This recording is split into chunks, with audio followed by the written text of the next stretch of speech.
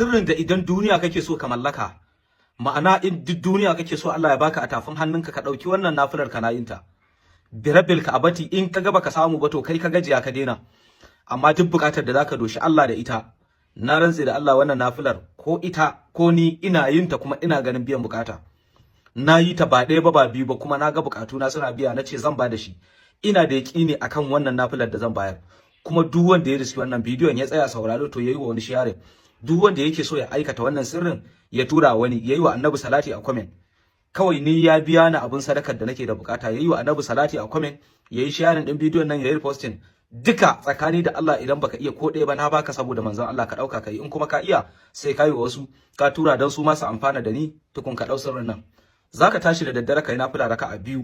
Idan kai nafila raka'a biyu, zaka karanta Fatiha qul huwallahu, Fatiha qul huwallahu. Idan kai sallama zaka mai da goshinka kai sujjada, bayan kai sallama zaka mai da goshinka kasa kai sujudu, sai ka karanta la ilaha illa anta subhanaka inni kuntu minaz zalimin, la ilaha illa anta subhanaka inni kuntu minaz zalimin. Zaka karanta kafa 41. Idan ka dago, ba za ka dago ba kai, zaka faɗi dukkan bukatunka a cikin sujjada nan bayan ka gama la ilaha illa anta nan. Idan ka gama ka dago, sai kai tahiyya kai sallama, sai kai istighfari, kai wa Annabi salati, kai la ilaha illallah, sai ka ƙara karanta la ilaha illa anta subhanaka inni kuntu minaz zalimin kafa 41. Kana gama karantawa sai ka yi addu'a, sai ka shafa, sai ka kwanta. Addu'a ce duka ba za ta dauke ka minti 15 ba a kowane dare in za ka yi.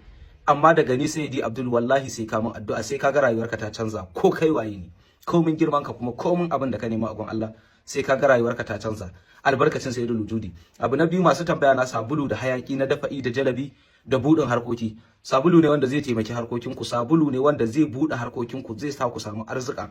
Sabulu ne wanda in dan kasuwa yana yi, kasuwarsa za ta bude. Sabulu ne wanda idan mutum yana kasuwanci yana ganin lalacewar harkokin, to in Allah ya mallaki sabulu da hayakin yana wanka da shi, zai ga biyan bukata, zai ga yardar Allah. Abu na biyu, masu tambaya na zobe. Ina ƙara faɗa, zobe ko ɗan siyasa ko ɗan kasuwa babba ko basarake ko mai mulki, kowace ƙasa kuma mutum yake, za a iya kai masa. Bambancin su irin ayyukan da ake yi a kansu.